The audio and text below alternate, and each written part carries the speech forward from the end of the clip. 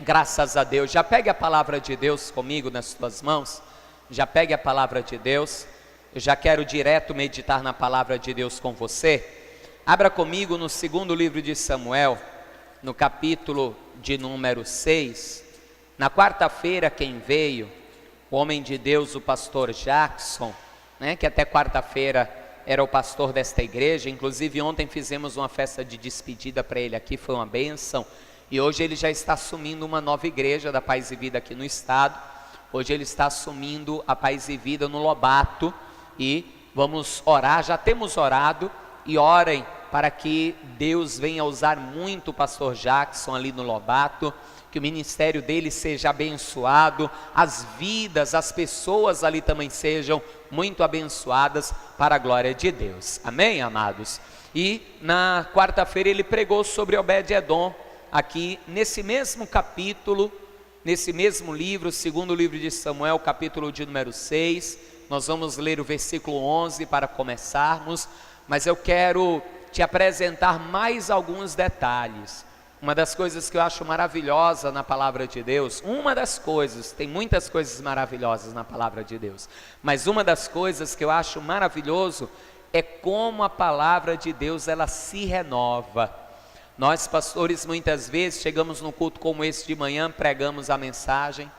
Quando é à tarde, nós vamos pregar a mesma mensagem, só que aí Deus fala coisas diferentes. Aí quando é à noite, nós vamos pregar a mesma mensagem, só que aí Deus já fala coisas diferentes do que falou de manhã e do que falou à tarde.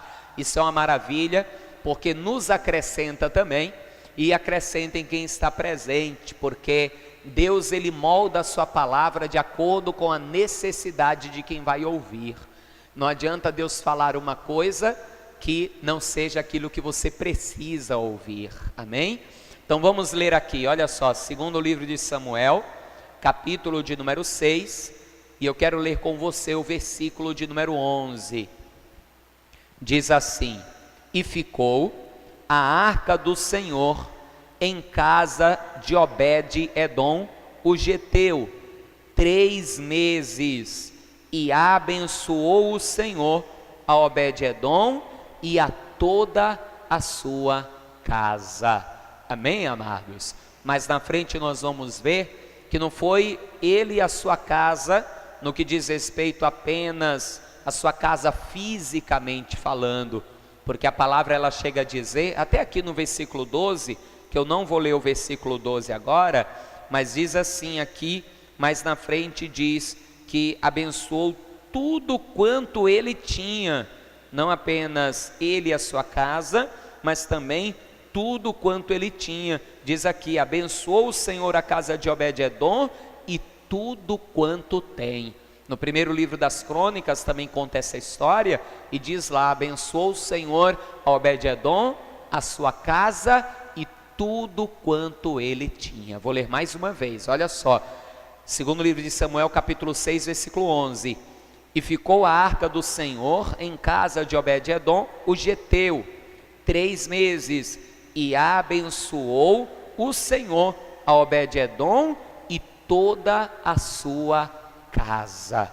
Veja que ele era geteu, ele não era israelita, ele não era hebreu, ele não era descendente de Abraão, descendente direto de Abraão, ainda que nós vamos ver que ele era edomita, ele era descendente de Esaú, e Esaú de certa forma também era descendente de Abraão. Então existia uma promessa sobre a vida desse homem, e existia também um desejo no coração desse homem, que fez Deus se mover em favor dele. Deus usou uma circunstância para se mover em favor de Obed-Edom, e creia, Deus também vai usar de circunstâncias para se mover a teu favor e para te abençoar em nome de Jesus, amém? Eu vou ler mais uma vez, eu gostaria que agora você lesse após mim, eu leio, e você que crê que esta é a palavra de Deus, você lê após mim, diz assim: e ficou a arca do Senhor em casa de Obed-Edom, o geteu, 3 meses, e abençoou o Senhor a Obed-Edom e a toda a sua casa. Vamos tomar posse dessa promessa para as nossas vidas? Fale assim comigo, ó. E abençoou o Senhor a minha vida e a minha casa. Amém? Você crê que Deus vai te abençoar e vai abençoar a tua casa? Então desocupe as tuas mãos e dê uma linda salva de palmas para o Senhor e para a sua palavra. Isso, aplauda mesmo, para melhorar as tuas palmas. Enquanto você aplaude, vai dizendo glória, glória, glória a Deus. Senhor meu Deus e meu Pai Todo-Poderoso, o teu povo te aplaude, a tua igreja te glorifica, e ninguém veio aqui ouvir o homem. Então use a vida do mensageiro, tome os lábios do pregador, envia a tua palavra com poder e autoridade, e que a tua palavra, uma vez mandada, ela vá e prospere para aquilo que será enviada, em nome de Jesus, amém. Diga amém, Senhor. Diga graças a Deus. Pode se assentar, pode tomar o teu assento. Obed-edom é um homem que não aparece apenas na Bíblia. Nós temos um livro histórico que foi escrito mais ou menos na época em que o próprio Senhor Jesus viveu. Livro muito antigo, escrito por um historiador chamado Flávio Joséfos. E o nome desse livro é A História dos Hebreus, onde a história desse homem também é contada. Inclusive ali no livro A História dos Hebreus, nós vamos encontrar detalhes históricos que na Bíblia não tem, porque a Bíblia ela se detém a contar o milagre e as questões espirituais que envolvem a história.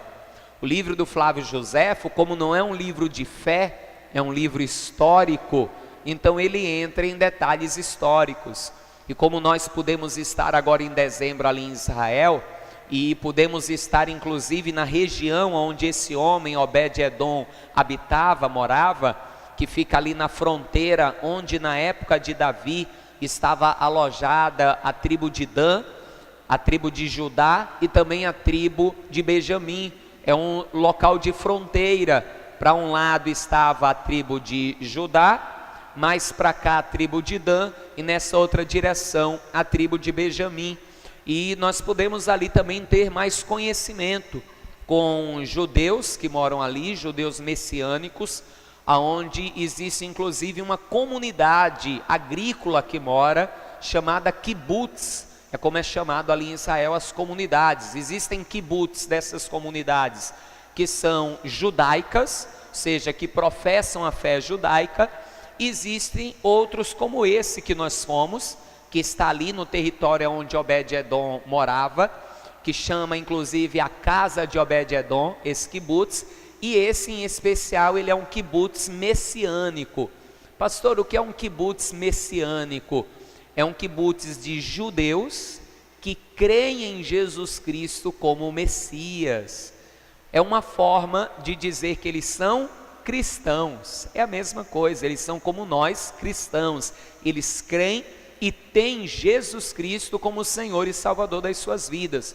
A única diferença é que nós viemos de religiões das mais diversas. Alguns talvez antes de entregar a vida a Jesus nem religião nenhuma tinha. Alguns eram católicos, outros quem sabe ubandistas, budistas e aí por diante. Eles eram judeus que hoje servem a Cristo, por isso eles se denominam judeus messiânicos, e eles chamam a gente de gentios messiânicos, porque o gentio é o estrangeiro, é aquele que não é judeu, é gentio. Então eles chamam a gente de gentios messiânicos, ou como eles falam lá, tentando trazer para o português, porque lá fala hebraico, fala inglês, e muitas vezes eles querem trazer para o português. Ele diz que nós somos cristianos, você é cristiano, para querer dizer cristão, Então nós tivemos a oportunidade de aprender algumas coisas ali. E esse homem, Obed-edom, ele era um homem muito pobre. Ele tinha uma casa muito simples, humilde, e vivia como muitas famílias vivem até hoje, nos interiores do nosso país, onde tem uma casinha simples, muitas vezes ali de madeira, outras vezes de barro, né? É feita a estrutura de madeira e é colocado ali o barro pisado, como é um lugar de seca que quase nunca chove, e ali as pessoas plantam no quintal da sua casa um pouquinho de aipim ou macaxeira, depende de como a pessoa queira chamar, mandioca, aipim, macaxeira, né? Enfim, planta ali um pouco para poder se alimentar, planta um legume, uma coisa ou outra, tem lá uma vaquinha magra, de onde consegue tirar um pouquinho de leite, cria umas galinhas lá soltas no terreiro, no quintal, para poder pegar um ovinho, poder quando o negócio aperta, matar até a pobrezinha da galinha lá para comer, né? Enfim, mal tem para se alimentar e para sustentar a própria família. A vida de Obed-edom era mais ou menos assim, como a vida de uma pessoa que hoje vive muitas vezes no agreste, no sertão, e hoje isso tem às vezes vindo até para dentro da cidade. Pessoas que estão passando aí por lutas financeiras, por dificuldades, moram na cidade grande, mas é aquilo, é o de cada dia. Não tem como planejar nem um mês, nem uma semana. É o pão de cada dia, não porque colheu ali no quintal, mas que foi o bico que fez hoje e que não sabe se vai ter amanhã. O pequeno serviço que fez hoje não sabe se vai ter amanhã. E vai vivendo, vai levando a vida, vai vivendo. Era assim a vida desse homem Obed-edom. Só que ali onde Obed-edom morava é rota de várias tribos, como eu te falei, ele está ali na fronteira da tribo de Judá, da tribo de Dan e da tribo de Benjamim. Então era um local de passagem por onde os judeus, quando iam para as festas obrigatórias em Jerusalém, passavam por ali, à margem das terras daquele homem, muitas vezes até pelas terras daquele homem, e ele via, mesmo sendo geteu, não servindo a Deus, ele conhecia a história de Deus. Afinal de contas, ele era filho de Esaú, que era da descendência, de Esaú, Esaú que era filho de Jacó. Então, ele tinha no seu sangue a descendência de Abraão, ele conhecia a história. Mas como um edomita, como um geteu, ele não podia ir para o templo adorar, porque ele era um estrangeiro. Ele no máximo, ele poderia ficar do lado de fora, não podia chegar nem perto, nem no átrio externo ele podia pisar, onde ficavam as mulheres muitas vezes, quanto mais entrar no templo, era que não podia mesmo. E ele via multidões de famílias que passavam ali à porta praticamente da sua casa em festa, porque estavam indo para Jerusalém celebrar o grande rei, estavam indo para Jerusalém celebrar o Deus que os libertou do cativeiro do Egito, o Deus que abriu o mar vermelho, o Deus que parou as águas do Jordão, o Deus que derrubou as muralhas de Jericó, o Deus que havia dado aquelas terras para aquele povo, que tinha feito do seu povo um povo próspero, um povo abençoado. E ele via aquilo, ele via tudo aquilo junto com a sua esposa, com os seus filhos, porque a Bíblia não entra nesse detalhe, mas historicamente se sabe que ele tinha uma família. Mais na frente conta na história de que ele e seus filhos vão ficar a serviço do templo, então a gente acaba sabendo que ele tinha filhos, que ele tinha uma família maior, e ele via aquilo e com certeza o coração dele queimava, com certeza o coração dele ardia, porque ele queria estar ali, mas não podia. Ele queria viver na vida dele as histórias que ele ouvia falar que aconteciam, como Gideão, quando Deus foi falar com Gideão, e Gideão estava dentro do lagar, malhando trigo dentro de um lagar, e o anjo do Senhor fala com ele: varão valoroso, Deus é contigo. Aí Gideão olha para Deus, um dia eu prego com detalhes sobre isso, e ele olha para aquele anjo, que ele não sabia que era um anjo, ele achava que era um homem, um profeta, e ele olha e diz: se Deus é conosco, o que foi feito das maravilhas que nós ouvimos? O que foi feito das maravilhas que nós ouvimos que ele fez lá no Egito? Então, a história das grandezas de Deus, todo mundo conhecia, até as nações estrangeiras, e tremiam e temiam diante do Senhor. Davi há pouco tinha se tornado rei, tinha pouco tempo que ele tinha se tornado rei. Você vai ver ele ser empossado rei aqui no capítulo 5, você vai ver ele sendo empossado rei, aqui no capítulo 5, é onde Davi é constituído rei sobre todo Israel. Davi tinha pouco tempo que tinha sido constituído rei, e esse homem, ele vivia esta luta, ele vivia essa situação difícil, ele via essa situação que se assemelha à situação de muita gente hoje. É uma história que tem cerca de 3.000 anos, é algo que aconteceu há cerca de 3.000 anos atrás, mas que é atual, por causa da situação que ele vivia e do desejo que ele tinha no seu coração. Porque por mais que haja amor dentro de um lar, dentro de uma família, existe um ditado popular que diz que aonde falta pão, há brigas sem razão. Ou ainda, aonde falta pão, há brigas aonde ninguém tem a razão. Porque é verdade, a falta do recurso, a falta do dinheiro, a falta do sustento, gera um descontrole no lar. O dono, o pai de família, que é o provedor, se sente envergonhado por não poder prover para a sua família. A esposa, que muitas vezes está ali lado a lado, tem hora que se desespera por ver a situação dos filhos. Isso gera contenda, gera intriga, gera discussões. Os filhos que querem uma coisa não têm, os pais não podem dar.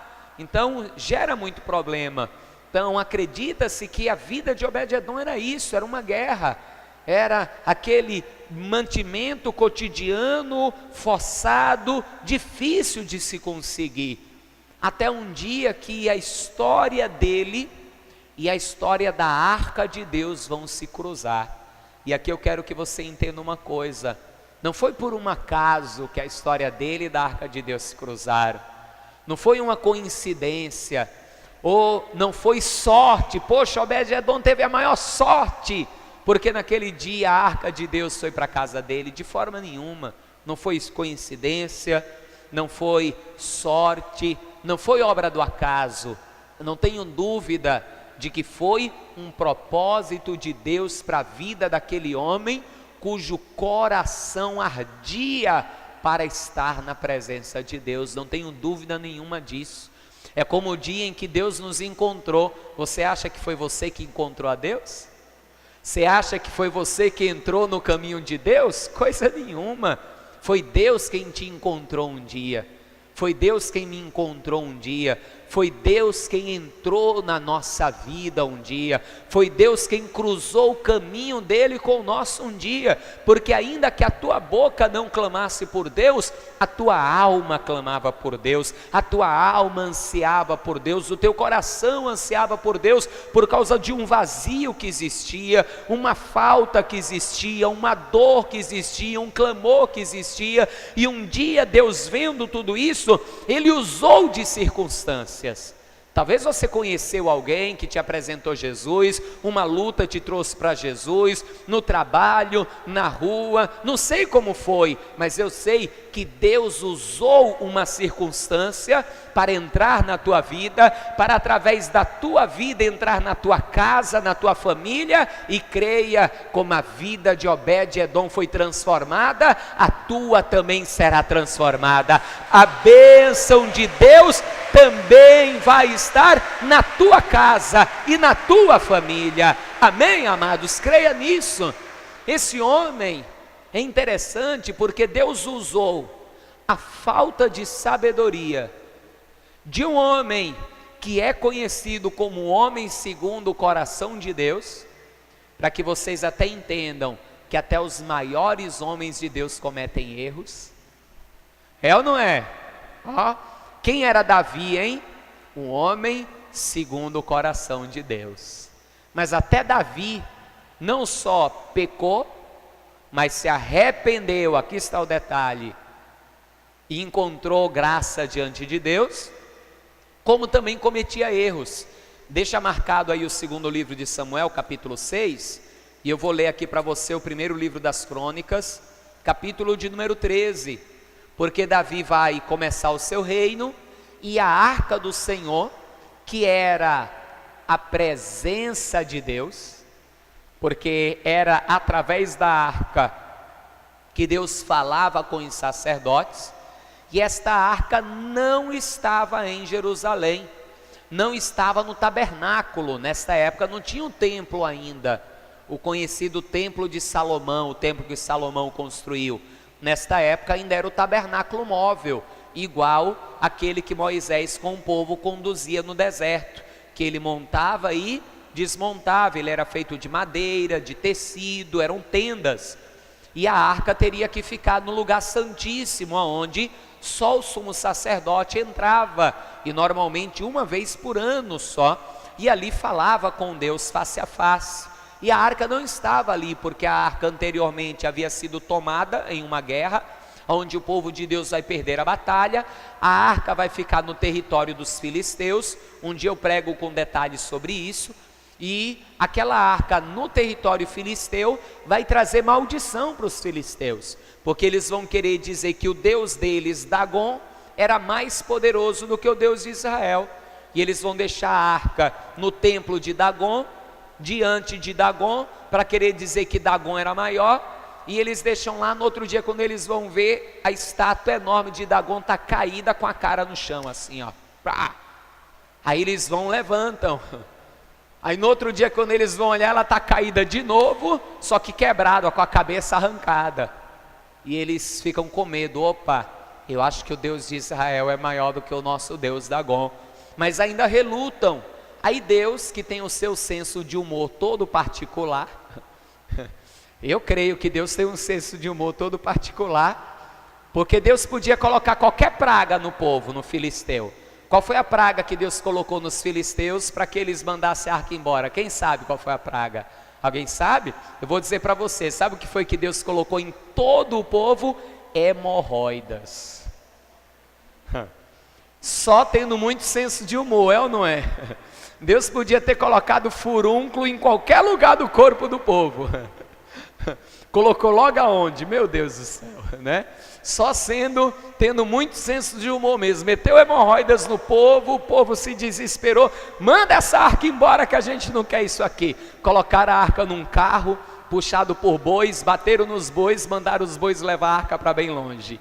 Até que a arca voltou e entrou no território de Israel e ali permaneceu, só que não estava em Jerusalém.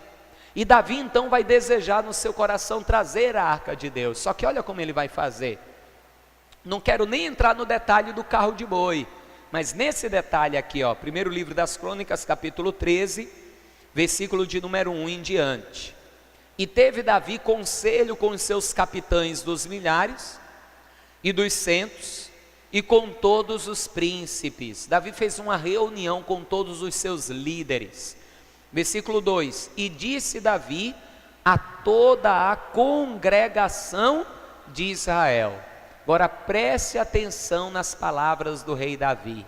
Olha só o que ele vai dizer: se bem vos parecer, e se isso vem do Senhor nosso Deus, enviemos depressa mensageiros a todos os nossos outros irmãos em todas as terras de Israel, e aos sacerdotes e aos levitas, com todos eles nas cidades e nos seus arrabaldes, para que se ajuntem conosco e tornemos a trazer para nós a arca do nosso Deus, porque Saul não a buscou nos seus dias. Você percebeu alguma coisa errada aí? Percebeu ou não percebeu? Eu vou te dizer o que é que está errado.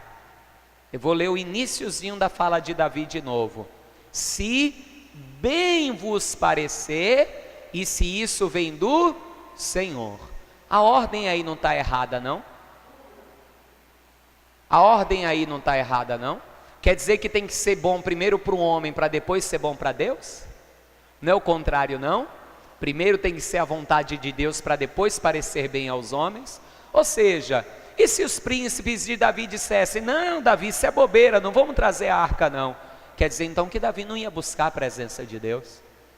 Quer dizer então que se os príncipes dele, os generais e o povo discordassem de Davi buscar a presença de Deus, porque a arca é a presença de Deus, Davi não tinha ido buscar. Você está entendendo qual o grande problema aqui?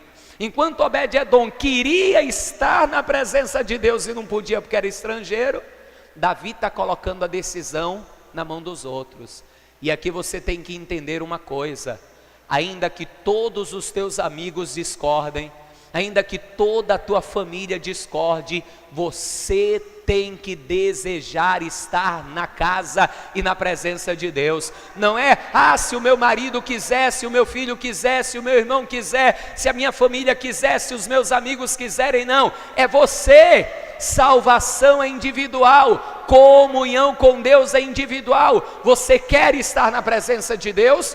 Sim ou não? Amém ou não amém? Você quer a presença de Deus na tua vida? Amém ou não amém? Então busque, não importa o que os outros vão falar, deixe eles falarem, busque, ore por eles e creia, daqui uns dias, os mesmos que criticam hoje, os mesmos que falam bobagem hoje, eles também vão estar na presença de Deus, buscando a Deus e glorificando o Senhor.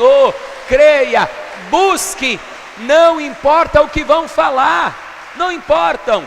Eu lembro, logo quando eu me converti, porque quando eu entreguei minha vida a Jesus eu era punk, eu era tatuador, e eu lembro, pouco tempo de convertido, eu encontrei no ônibus com um amigo, e na época eu ainda andava punk ainda, porque foi um processo, eu passei 9 meses congregando na igreja, na Paz e Vida lá em Pernambuco, punk, cabelo tinha dia que estava azul, tinha dia que estava vermelho, tinha dia que estava amarelo, cada dia de uma cor, era com alargador, cheio de brinco, corrente, todo de preto.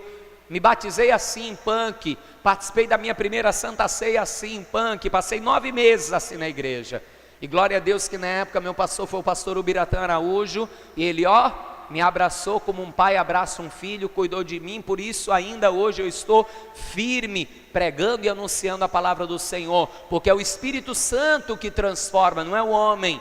Não adianta você querer fazer a obra do Espírito Santo, você querer mudar as pessoas, quem muda é o Espírito Santo de Deus. Enfim, tinha pouco tempo, tinha uns 3 meses, 4 meses que eu tinha entregue minha vida a Jesus, encontrei com um amigo no ônibus, um amigo das velhas datas, que na época, ainda hoje ele eu era tatuador, ele que chama piercer, que põe piercing, essas coisas, enfim, não importa muito isso.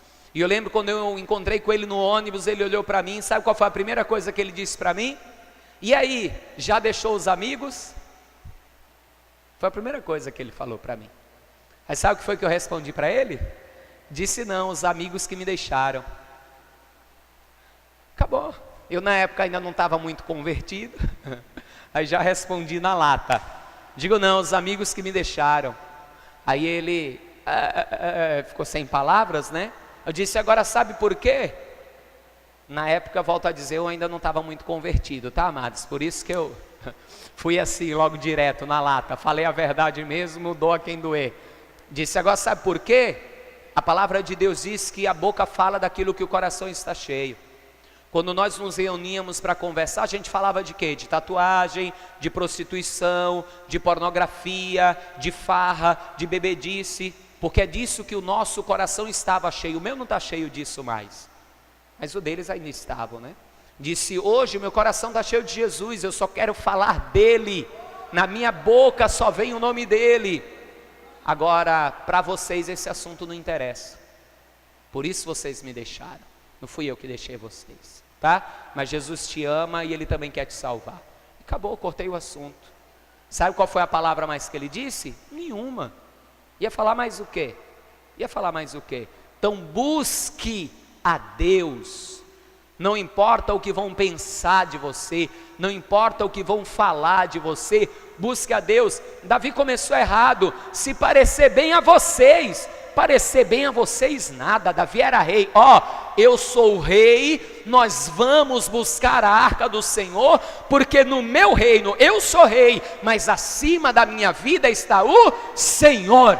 Acabou. Era assim que Davi tinha que fazer. Era isso que ele tinha que fazer e pronto.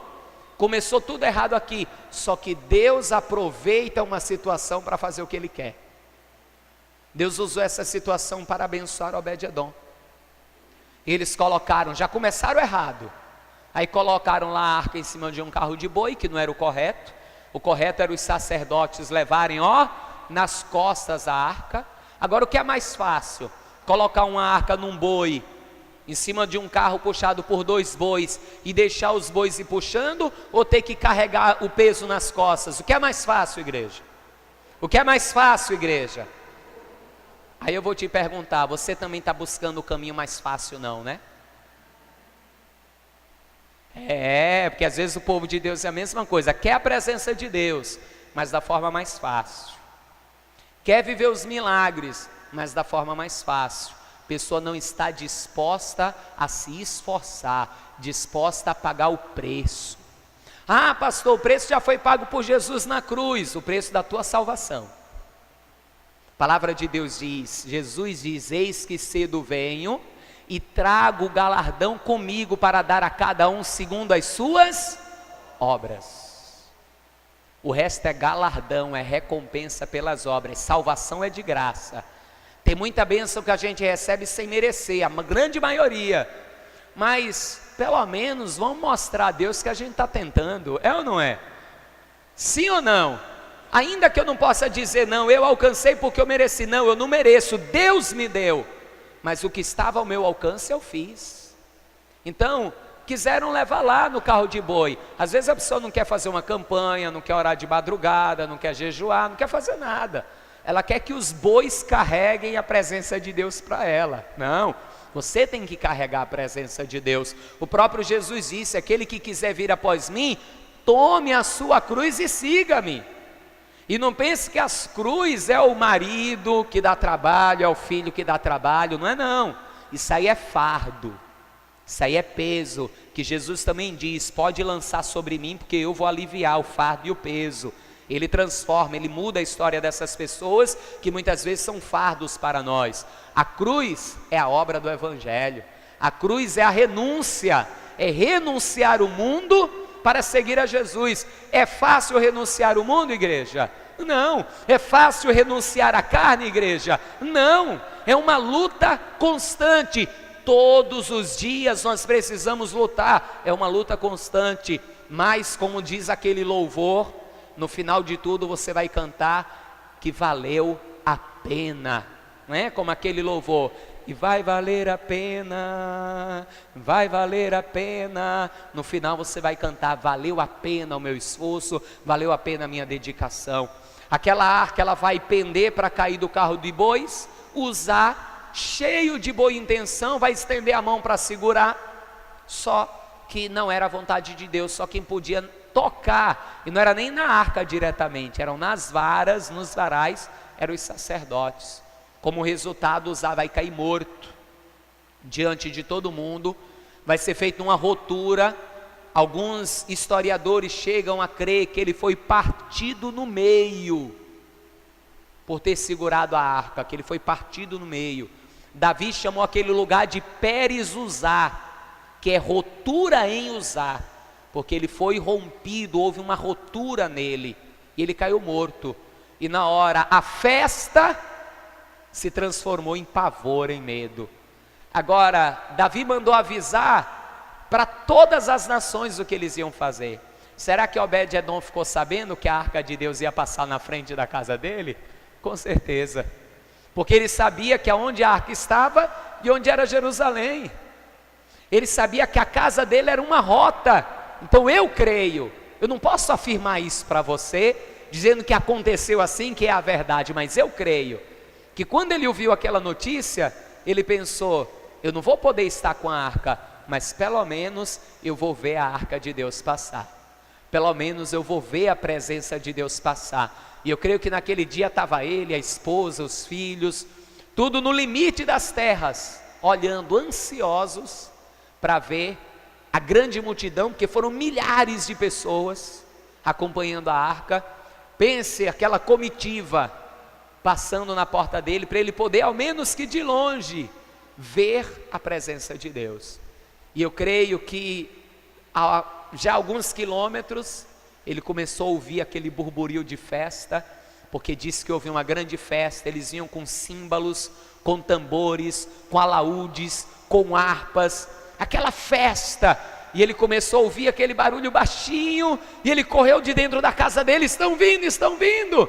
E ele começou a ver aquele barulho aumentando, aumentando, aumentando. Só que daqui a pouco ele ouviu um grito. Daqui a pouco aquele grito se multiplicou pela multidão, porque primeiro Uzá deu um grito, depois Davi, que estava perto, a multidão gritou espantada, e depois disso os instrumentos pararam, a música parou, e começou, sabe aquele barulho? Alvoroço. E ele ficou querendo saber o que era, o que está acontecendo, o que está acontecendo, o que está acontecendo. Não posso afirmar que isso aconteceu, mas é o que provavelmente aconteceu. E daqui a pouco ele olhou, e lá vem o rei e alguns homens, com todo medo, cuidado, guiando o carro de bois. E Obed-edom vê que a arca está chegando aonde agora? Na sua casa. Entenda uma coisa: às vezes você está dentro da tua casa e você acha que nunca que a presença de Deus vai entrar dentro da tua casa. Às vezes você está igual a Obed-edom.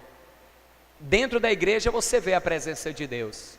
Quando você está em casa, parece que a presença de Deus vai passar lá longe. Lá longe. Você chega a ouvir o ruído da presença de Deus, mas você não vê a presença de Deus dentro da tua casa. Creia, ainda que Deus precise usar de circunstâncias, mas a presença de Deus vai entrar na tua casa. A presença de Deus vai entrar no teu lar e no meio da tua família. Creia nisso. Obed-edom ficou surpreso. A arca de Deus, o que está acontecendo? É a arca de Deus, o que está acontecendo? O que está acontecendo? Ele não sabia o que tinha acontecido ainda. E Davi vai chegar para ele e vai dizer: qual o seu nome? Ele era um homem desconhecido. Obed-edom, majestade, Obed-edom. Na hora, dobrou os joelhos, se curvou, porque Davi, todo mundo sabia quem era. Davi era famoso, as mulheres cantavam: Saul matou milhares, Davi matou 10 milhares. Davi era famoso. Dobrou os joelhos: Obed-edom, teu servo à tua disposição. Não foi isso que Araúna fez quando Davi subiu e comprou depois a ira de Araúna? Quando Araúna viu, e Araúna também era estrangeiro. Araúna também era estrangeiro, Araúna era jebuseu, Obed era geteu, dois estrangeiros. E Araúna, quando viu Davi, se prostrou. Obed-edom se prostrou. Obed-edom é meu nome, majestade, Obed-edom é meu nome. Pode ficar de pé. Davi era um homem humilde. Pode ficar de pé. A arca de Deus vai ficar na tua casa. Ele não sabia se gritava, se dava glória a Deus, porque por que a arca de Deus vai ficar na minha casa? Por que a festa acabou? Por que a festa parou? Por que dos gritos de espanto? Então existia dentro de Obed-edom o mesmo sentimento que tem que existir dentro de você. Um misto de alegria pela presença de Deus, mas misturada com temor. É assim que nós temos que estar na presença de Deus, com alegria, mas com temor. Obed estava alegre: a arca de Deus está na minha casa, glória a Deus. Mas com certeza ele ouviu alguém dizer: ó, será que ele vai morrer também? Porque Uzá morreu. Porque Davi, não sei se Davi contou para ele detalhes, mas tinha uma multidão, e a gente sabe que nunca fica todo mundo calado, é ou não é?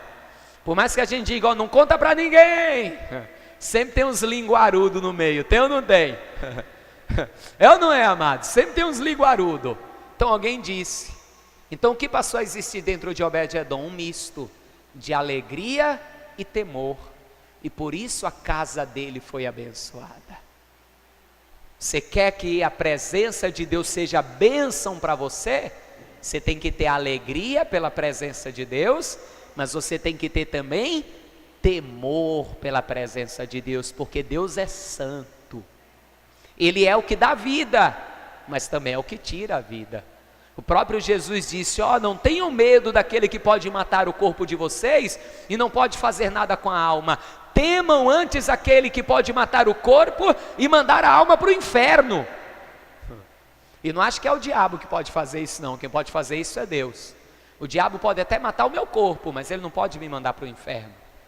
Só quem pode fazer isso é Deus, só Deus. Por isso, na presença de Deus tem que ter temor e alegria. Temor e alegria, esse é o mistério. E a casa de Obed-edom, então, por 3 meses, ela foi tremendamente abençoada. Aquele homem que jogava semente e não colhia quase nada, ele começou a ver a terra onde ele habitava se tornar a mais produtiva da região. A terra dele, se antes ele lançava semente, demorava 3 meses, 6 meses para colher, dentro de 3 meses ele já estava colhendo.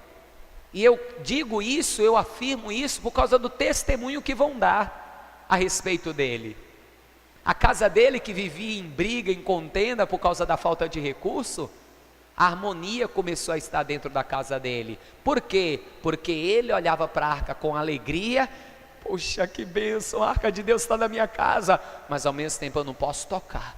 Eu tenho que ter temor, porque um homem tocou e morreu, eu não posso tocar. Alegria e temor. E Deus foi abençoando a família dele, a vida dele, a casa dele. As galinhas dele começaram a botar mais ovo, a vaca começou a dar mais leite, a terra começou a produzir mais, e aí foi, a bênção foi chegando. E quer ver a prova disso? Veja comigo, volta lá no segundo livro de Samuel, capítulo de número 6, segundo livro de Samuel, capítulo de número 6, versículo de número 12, a gente leu o versículo 11, vamos ler o 12 agora, olha o que diz: então avisaram a Davi dizendo: abençoou o Senhor a casa de Obed-edom e tudo quanto tem, por amor da arca de Deus.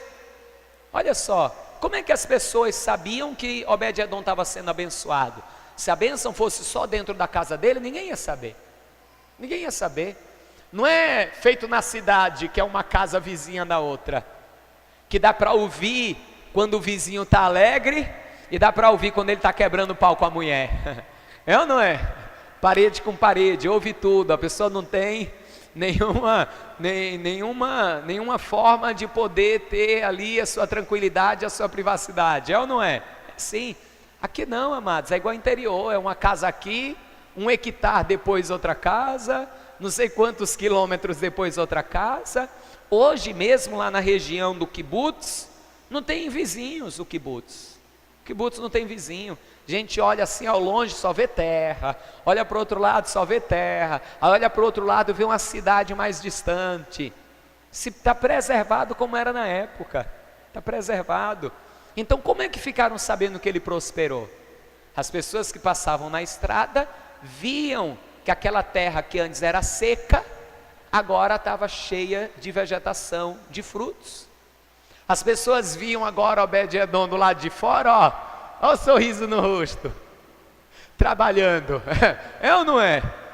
Não tenho dúvida que ele já estava praticamente daqui uns dias podendo pegar ovo e começar a vender para os vizinhos, leite, daqui a pouco produzir queijo. Ele estava sendo abençoado, ao ponto que viram e foram correndo para Davi para dizer: Obed-edom está sendo muito abençoado, por amor da arca de Deus que está dentro da casa dele. Creia, os teus vizinhos vão falar a mesma coisa sobre você, a tua família vai falar a mesma coisa sobre você. Poxa, você viu como fulano está sendo abençoado?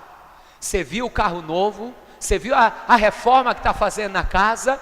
Você viu as compras? Você viu como ele só anda sorrindo? Você viu que a gente não ouve mais a briga lá dentro da casa? Você viu que os filhos mudaram de escola? As pessoas vão dar testemunho daquilo que Deus vai fazer na tua vida. Vão ter aqueles que sabem que você é cristão, vão saber o que é. E aqueles que não sabem vão chegar para você para perguntar: o que é que aconteceu? Você está tão diferente, vive sorrindo agora. O que é que está acontecendo? Comprou carro novo, fiquei sabendo, essas roupas novas, o que é que está acontecendo? Aí você vai poder dizer: é a presença de Deus na minha vida, é a presença do Senhor na minha vida, é o meu Deus que está transformando a minha casa, o meu casamento, os meus filhos, a minha vida. É Ele, é o Senhor. E ora, quando as pessoas veem a bênção de Deus se manifestando na nossa vida, aí elas querem a presença de Deus também. É ou não é? Por que é que você acha que Deus faz milagre nas nossas vidas? Primeiro, porque Ele nos ama. Segundo, para atrair outras pessoas a Ele.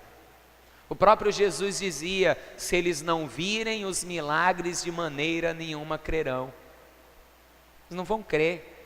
Jesus faz milagres na tua vida porque Ele te ama, mas também para você dar testemunho, e isso atrair outras pessoas, ainda que as pessoas venham pelo motivo errado, porque querem a bênção, porque depois que elas conhecerem o Deus da bênção, aí elas vão querer o Deus da bênção, ainda que ainda existam uns ingratos, que depois que recebem a bênção vão embora, mas aí é com eles. Muitos permanecem para a glória de Deus, amém, amados?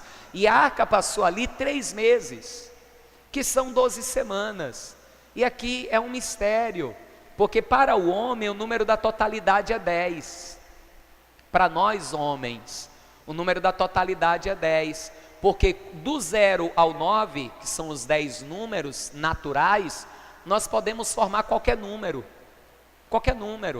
esse é o número da totalidade para a gente, mas para Deus não. Para Deus o número da totalidade é o 12. Pare e pensa comigo.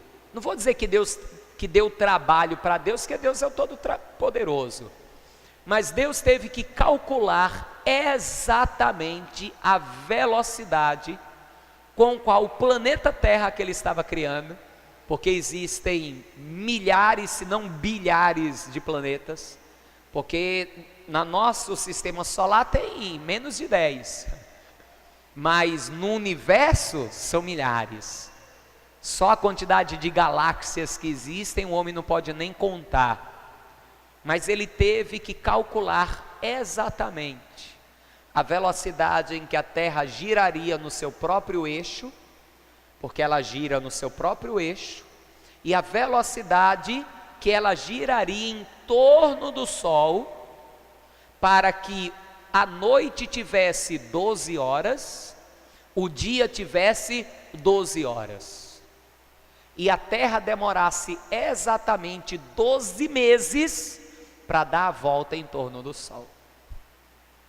Olha só, os detalhes que Deus teve que calcular. Se a Terra girasse um pouco mais rápido, nós poderíamos até ter uma gravidade menor e flutuarmos como na Lua, né? E não teríamos atmosfera para viver. Se ela girasse mais lentamente, nós teríamos uma gravidade maior e poderíamos, quem sabe, ser achatados contra a Terra. Até a distância do Sol é exata para ter vida, porque se fosse mais perto já seria mais quente do que é, se fosse mais longe seria frio demais.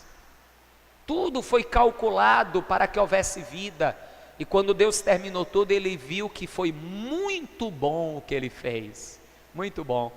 Não é à toa que para formar o seu povo, Ele escolheu um homem, e fez com que esse homem tivesse 12 filhos, para que desses 12 filhos tivessem origem 12 tribos, e nascesse a nação de Israel, oriunda de 12 tribos. Não é à toa que quando a cidade de Jerusalém foi construída, ela tinha 12 portas, e não é à toa que a Jerusalém celestial tem 12 portas, não é à toa, é o número da totalidade de Deus.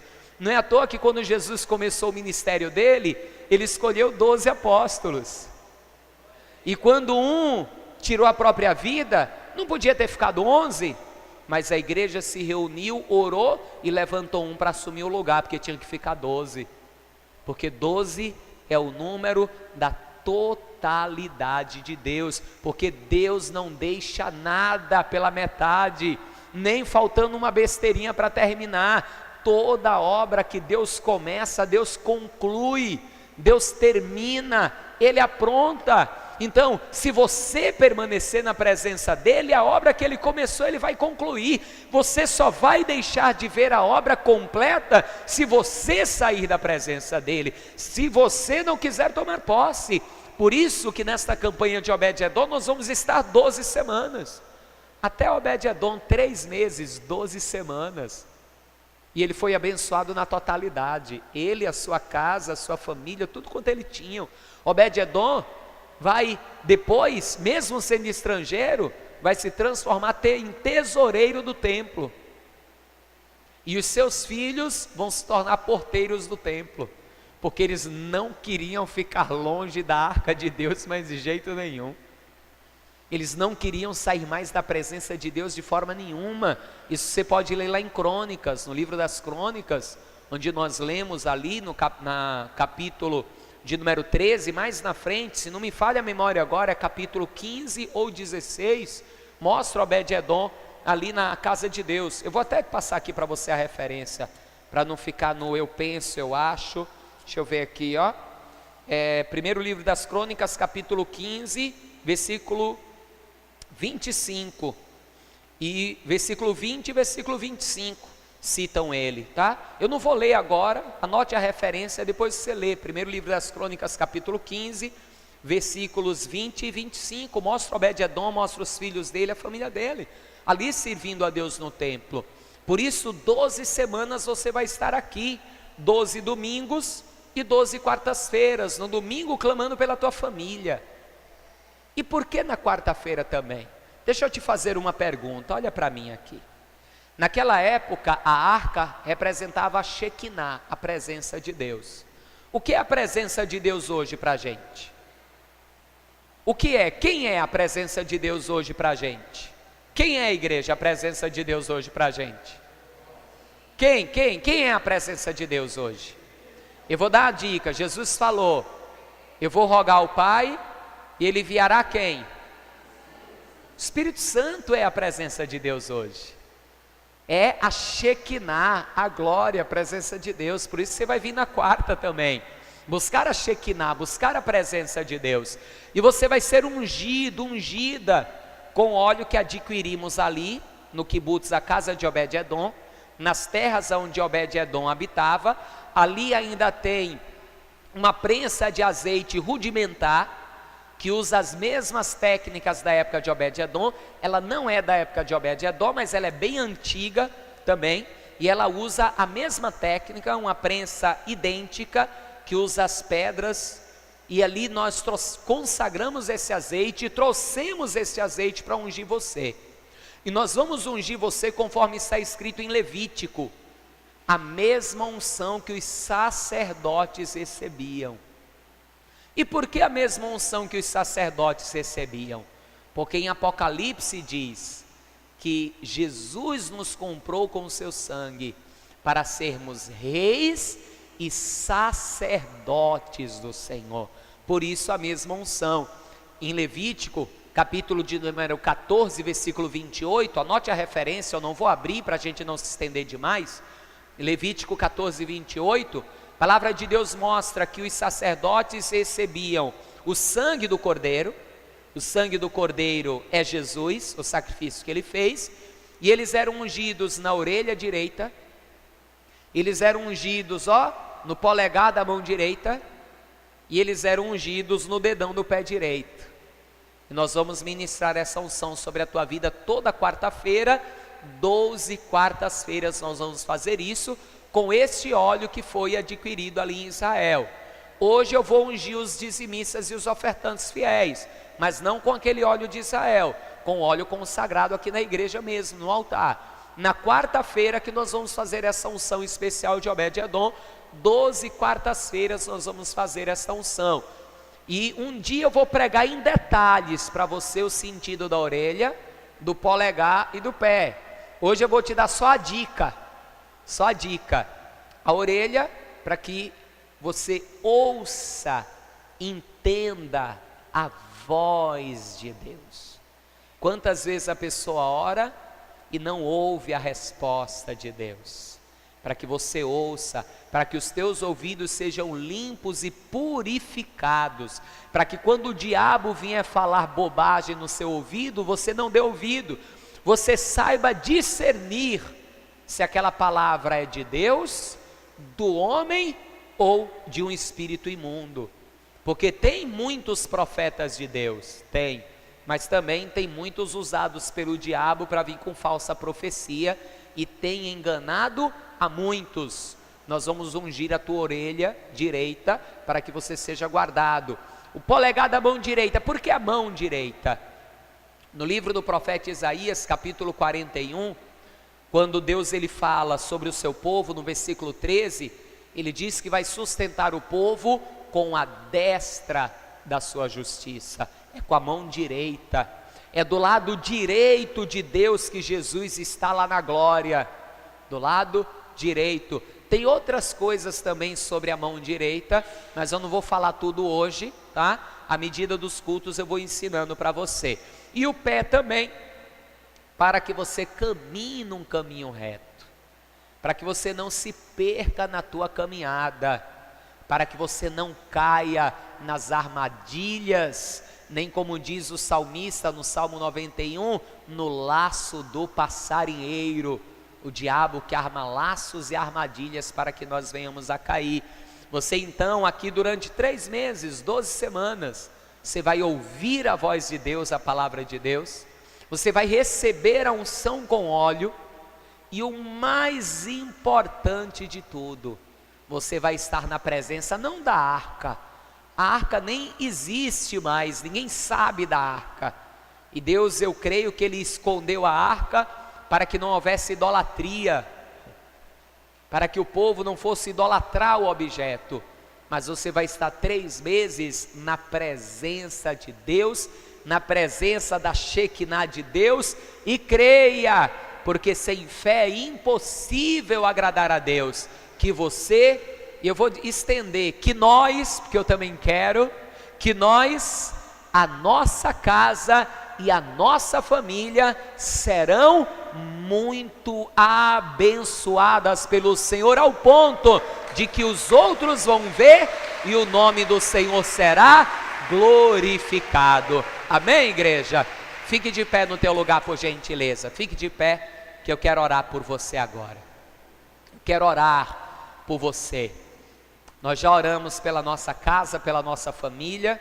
Quero orar pela tua vida agora, em nome de Jesus. Daqui a pouquinho, nós vamos fazer o nosso compromisso da campanha de Obed-Edom. Mas antes eu quero orar por você. E antes de orar para que Deus venha te abençoar, eu preciso fazer um convite, o qual Obed-Edom não teve a oportunidade de receber. Quisera Obed-Edom que um dia alguém tivesse chegado para ele e tivesse perguntado: Obed, você quer ir lá no templo? Você quer entrar na presença de Deus? Obed, você quer passar a ser povo de Deus? Obed ansiava ter recebido esse convite, mas não recebeu.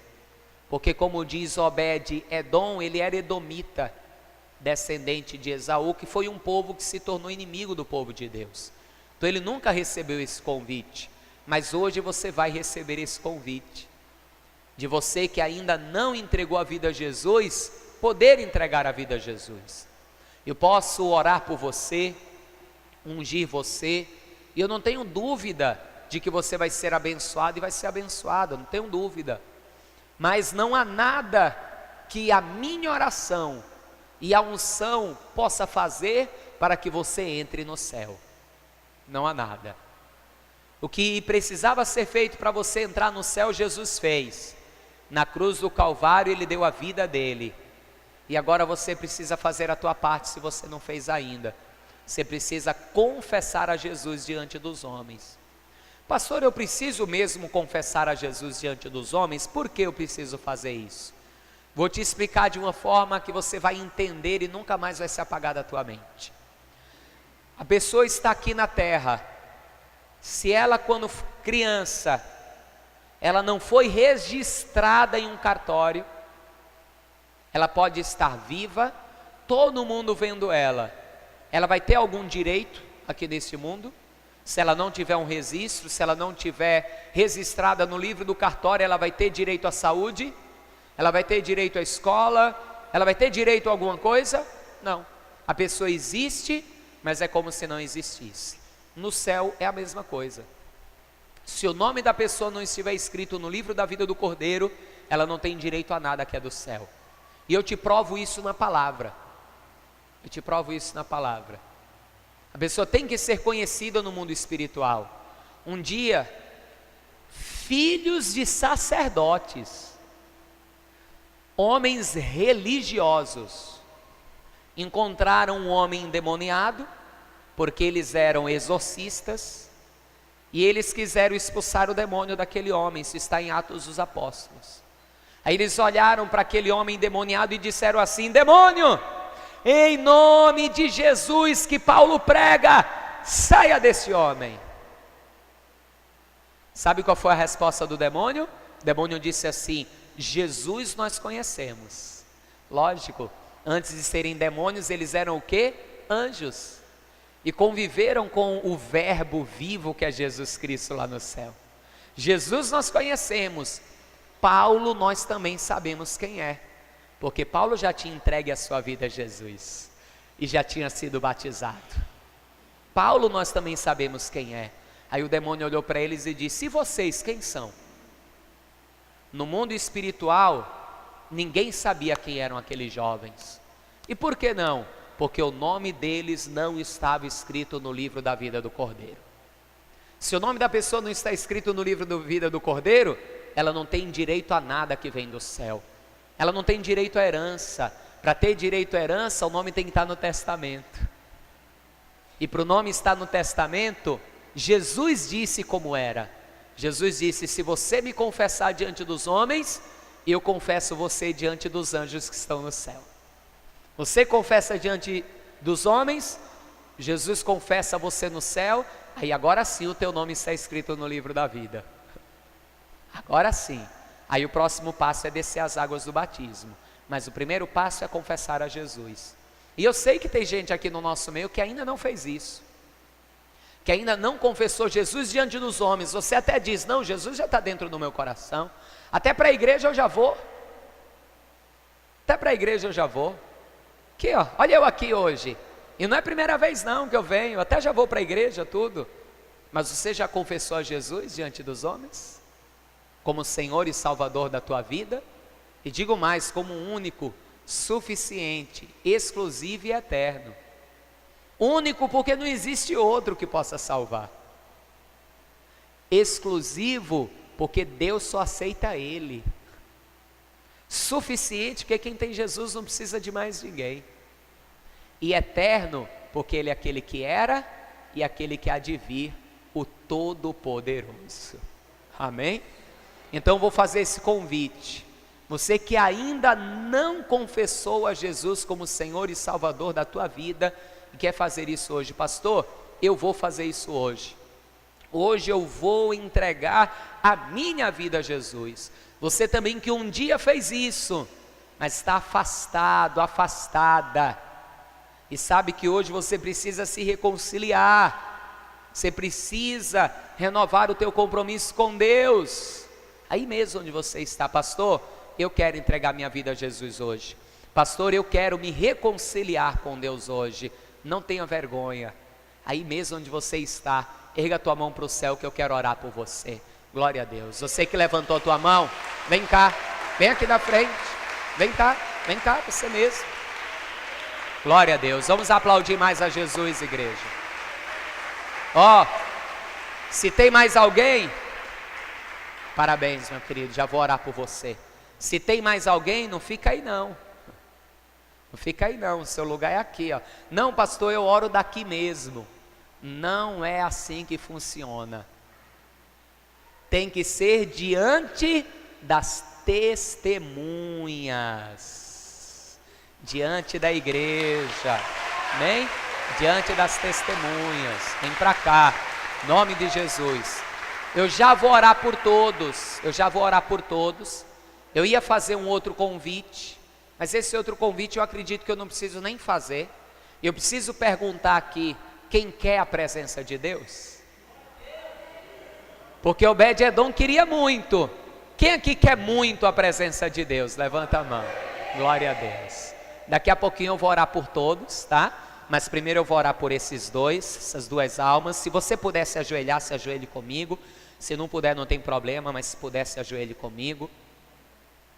Você também que está me ouvindo agora através desse áudio gravado, você que está me assistindo através desta filmagem, seja no YouTube, seja no Facebook, você que recebeu esse link, o link desta mensagem, está assistindo agora, e você quer entregar a tua vida a Jesus, você quer se reconciliar com o Pai, se você puder, dobre o joelho aí do lado do rádio, do lado do computador, do lado da TV, onde você está assistindo. Se você não tem como dobrar os teus joelhos agora, não tem problema, mas ligue o teu coração, ligue a tua mente ao céu, e ore comigo agora, juntamente com essas pessoas que estão aqui na Paz e Vida, em Lauro de Freitas, Bahia.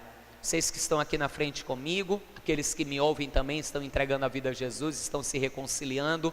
Orem assim comigo: Senhor meu Deus e meu Pai, eu ouvi a tua palavra e eu reconheço que preciso de um Salvador. Por isso confesso Jesus Cristo como Senhor e Salvador da minha vida, e eu te peço que o meu nome esteja registrado no céu, para que nesta vida eu tenha direito a toda herança que Jesus conquistou na cruz do Calvário, e no vindouro eu alcance a vida eterna em nome de Jesus. Continue orando, continue falando com Deus, que eu vou orar por vocês agora. Senhor meu Deus e meu Pai Todo-Poderoso, é no nome santo e bendito do teu amado Filho, Senhor Jesus, que eu oro pela vida desses teus filhos e filhas que estão comigo aqui na tua casa, como aqueles que me ouvem ou me assistem à distância agora. Receba, Senhor, esta confissão da vida de cada um. Pai, registra os seus nomes no livro da vida do Cordeiro, e que nunca seja arriscado ou tirado de lá, que eles tenham direito a todas as tuas ricas bênçãos aqui nesse tempo presente, e no vindouro a vida eterna, no nome do Senhor Jesus, que assim seja feito, amém e graças a Deus. Vamos aplaudir ao Senhor, glória a Deus, pode ficar de pé no seu lugar, parabéns.